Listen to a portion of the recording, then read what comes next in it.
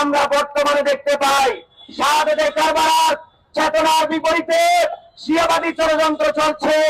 শিয়াবাদীরা কাদিয়া মিছিলের নামে তারা শাহাদাতে কারবালার বিকৃতি ঘটাচ্ছে। শিয়াবাদীরা আর রাসূলের প্রেমের নামে ধোঁকা প্রতারণা চালাচ্ছে। মূলত শাহাদাতে কারবালা কিসের পক্ষে কিসের বিপক্ষে ঘটেছে সেই শিক্ষা প্রতিষ্ঠা না করে তারা শাহাদাতে কারবালার মূল শিক্ষা থেকে মানুষকে বিচ্ছিন্ন করে তারা কিছু নিছক কিছু আনুষ্ঠানিকতা পালন করে শাহাদাতে কারবালার শিক্ষার বিপরীতে কাজ করছে। তাই আমরা মুসলিম হিসেবে শিয়াবাদী ষড়যন্ত্র থেকে বেঁচে থাকতে হবে। সবচেয়ে দুঃখজনক বিষয় হলো এই শিয়াবাদী ষড়যন্ত্রের বিপরীতে আরেকটা ষড়যন্ত্র, সেটা হলো খারজি ষড়যন্ত্র। আজকে শাহাদাতে কারবালা আসলে আমরা দেখতে পাই মুসলিম মিল্লাতের মধ্যে একটা ইমানি শোক হয়ে যায়, কিন্তু এই খারজিরা এই শোককে হারাম ফতোয়া দিয়েছে।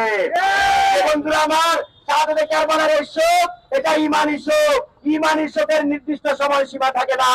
ইমানি শোক আবাদান আবাদান সবসময় চলমান। তাই আমরা আল্লামা ইমাম হায়াতের দিশায় শাহাদাতে কারবালাকে ইমানি শোক ও শপথের মাস হিসেবে পালন করি।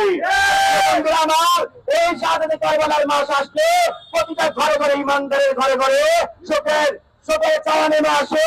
কিন্তু বর্তমানে খারেজিরা হিজরি নববর্ষ উদযাপনের নামে প্রতারণা করছে। সে শাহাদাতে কারবালার শিক্ষা ভুলিয়ে দিচ্ছে, শাহাদাতে কারবালার চেতনার বিপরীত কাজ করছে।